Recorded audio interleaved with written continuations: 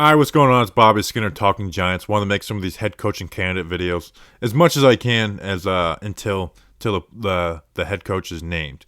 And we're going to start with the guy who looks like he's second on the list for the Giants right now, and Brian Flores. I got 6 guys they're going to talk to, including Patrick Graham. Brian Dable seems to be the one, but Brian Flores kind of seems to be that number 2 option, and there's been rumors that Mara likes him a lot. So let's go through some of the basic info, and we'll talk about his career with the Dolphins and what made him a pretty good head coach. Not a great head coach, but a pretty good head coach, and some of his tendencies scheme-wise. So at 40 years old, played linebacker at Boston College, and then he was a Patriots lifer. And he actually spent a few years as a Patriots scout to start, and then joined as a special teams assistant, and then became an offense and special teams assistant, and then a defense assistant. So hit offense, special teams, and defense, like just in some type of capacity from 08 to 11. Then became their safeties coach for 4 years, and then their linebacker coach from 2016 to 18, and that's where he went to the Miami Dolphins after being their linebacker coach. Obviously, worked with Patricia pretty closely in New England with Bill Belichick. So he's a Patriots lifer. If there's anyone who's part of the Bill Belichick tree, it's Brian Flores. Obviously, goes to the Dolphins. First year, they were totally tanking in 2019. I remember people making videos talking about how it's a disgrace what the Dolphins were doing at the start of the season because of them, quote unquote tanking. But they led them to 5-11. So people are feeling kind of good about Brian Flores. And then 10-6 his second year in 2020, and then 9-8. So he's had some real success, but he hasn't had the playoff chips haven't fell their way as far as seeding. Where they were always that first team out.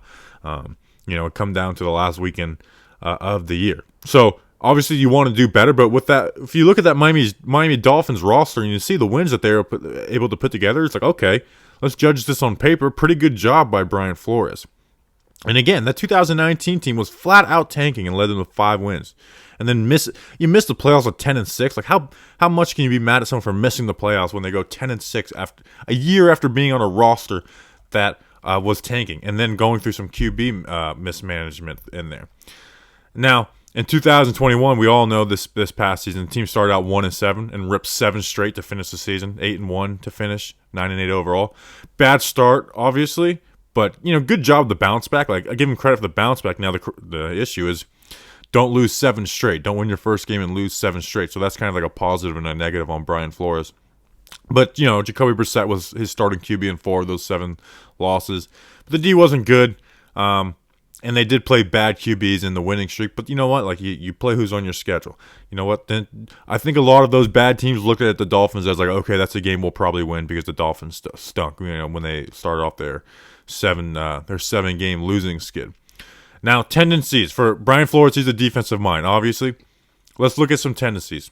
It's going to blitz. They've been the number 2 blitz team in the NFL the last 2 seasons, around 40%, which is just a high clip. And then how do they employ those blitzes? Well, coming from that Bill Belichick school of thought, where they have the single high safety. They're going to run a lot of single high safety, cover 3, cover 1 type stuff. But also Brian Flores, he's going to line up everyone on the line of scrimmage, and he's going to send the house. Cover 0, man on man. We're going to send one more guy than you guys have blockers, blitzes. And they've given up yards. They're always middle of the pack yards-wise as a defense, but they made stops when they counted in the red zone and forcing turnovers. In 2020, they ranked 2nd in touchdowns allowed, 1st in interceptions for their opponents. 32 interceptions the last 2 seasons. So they've given up, in 33 games, they've been able to take the ball away from the interception game 32 times. And that's while also only giving up 44 touchdowns, which would rank 2nd in 2020 and 6th in 2021. So not just all risk it, but the other team is getting touchdowns, but you're getting those interceptions. No, they're clamping down the red zone and not allowing teams to get those touchdowns. So if you look at touchdown to interception ratio, there's not much teams that are better the last 2 years besides maybe the Buffalo Bills. So these defenses have been pretty good. Where have they been ranked the last 2? They were ranked 6th in 2020, 16th in 2021, so kind of a drop down there. But overall, good defenses for Brian Flores with good talent, but not amazing talent. Listen, they have good players, but they're not a defense just full of dogs. Now the offense, and I know he doesn't call plays on offense, but he is the head coach and he is responsible for the offense. Well, on points per game alone, it doesn't look horrible when you look at the fact that Flores is a defensive coach. but it sure isn't good. And 22nd in 2021, 15th in 2020. Well, you say young QB, rookie QB, second-year QB, and Tua is battling injuries and a bad offensive line. But at the same time, that's probably the biggest flaw against Brian Flores, which is relationships, dealing with human beings. And the handling of the Tua situation may be the worst thing about Brian Flores. I mean, they drafted this guy to be their quarterback. And, to bench Ryan Fitzpatrick for him in 2020 was already a questionable decision because Ryan Fitzpatrick was playing well. The Dolphins were, won a couple games in a row at that point. And then the bench Tua, it's like, okay, I don't know how many guys on the team are going to be a fan of that, but it's about the future. It's about developing this guy that we drafted 5th or 6th overall. I can't remember which one they did. Well, he started yanking him in games and putting Ryan Fitzpatrick in mid-game. So it's like, are we here to develop or are we here to win as many games as possible? If that's the case, put Ryan Fitzpatrick in. And if it's not, let Tua play. Let him go through his young issues. And then there was rifts between them in 2021. I mean, Tua's trainer publicly called out Brian Flores on Twitter, ended up deleting his stuff, but that stuff is real. There was issues with other players with Kenny Stills, basically trolled Kenny Stills while I was on his team. And he's went through coordinators like crazy. Now, the defensive side, I won't give as much heat as other people. Patrick Graham did leave after 2019 to go to the Giants. Now, they seem to have a really good relationship, but Patrick Graham just wanted to go and call plays more where he wasn't calling in with the Dolphins at the end of that season. But at the same time, I don't think it was the perfect situation. And then Josh Boyer, their defensive coordinator, was kept within the last 2 seasons. But they've went through offensive coordinators every year. I mean, fired Jay after the first year. And then Chan Gailey he got resigned after 2020. And then he fired his offensive line coach before their first camp in 2019. So has went through offensive coordinators like crazy, which isn't good for a young QB.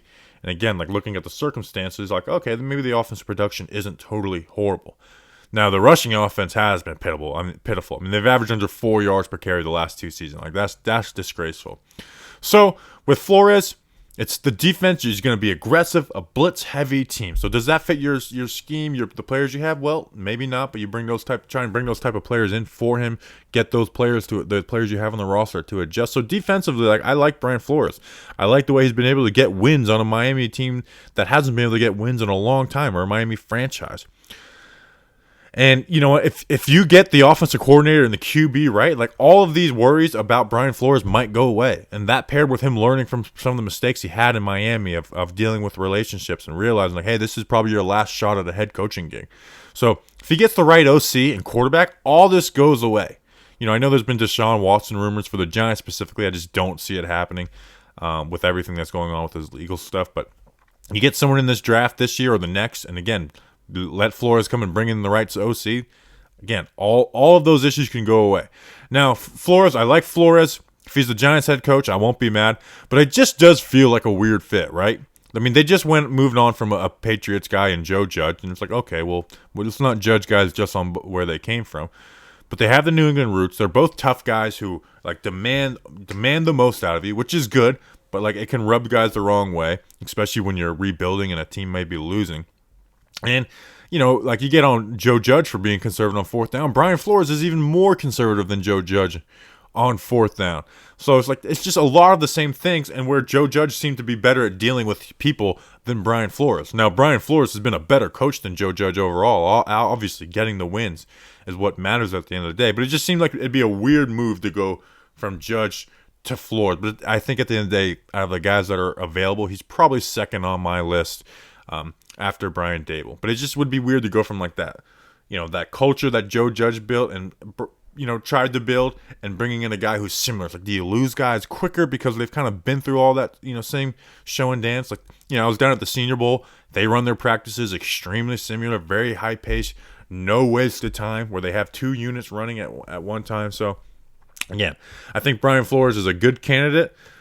He has flaws and he has positives. Just like every other candidate, where we're not going to do a single video where I'm not going to point out flaws and point out what's really good, what's really good about them. So Brian Flores has produced some wins for the Miami Dolphins the last 2 seasons, more wins than losses. Hasn't made the playoffs.